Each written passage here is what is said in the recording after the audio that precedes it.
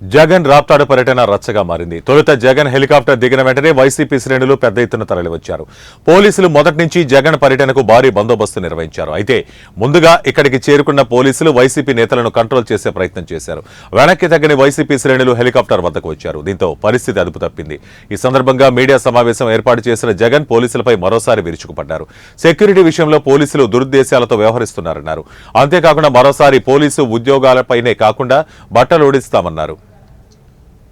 అని చెప్పి పోలీసులకు వెళ్తే పోలీసులకు ఘటనకు సంబంధించిన కంప్లైంట్ ఇచ్చినా కూడా పోలీసులు కనీసం పట్టించుకున్న పాపాన పోలేదు. 28వ తారీఖున మళ్ళీ 28వ తారీఖున మళ్ళీ ఇదే మాదిరిగా జరిగించిన తర్వాత మార్చి 30వ తారీఖున కురుబ లింగమయ్యన్న కొడుకు బైక్లో తాను పోతా ఉంటే బైకులో పోయేటప్పుడు వాళ్ళ ఇళ్ళ ద్వారా పోయే కార్యక్రమం జరుగుతూ ఉంటే బైకును అడ్డగించి లింగమయ్య కొడుకును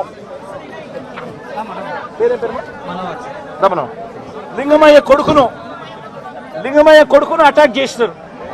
అటాక్ చేస్తే లింగమయ్య కొడుకు మనోహర్ అటాక్ చేస్తే ఫోన్లో నాన్న నన్ను కొడతా ఉన్నారు, నన్ను అటాక్ చేసినారు, నన్ను కొడతా ఉన్నారు అని చెప్పి వాళ్ళ నాన్నతో తను మాట్లాడితే నువ్వు ఫోన్ చేసి మళ్ళీ మీ నాయనకు చెప్తావా అని చెప్పి మళ్ళా వీళ్ళింటికి ఇక్కడ నుంచి 20 మంది బేస్బాల్ బ్యాట్ కూడా తీసుకొని పోయి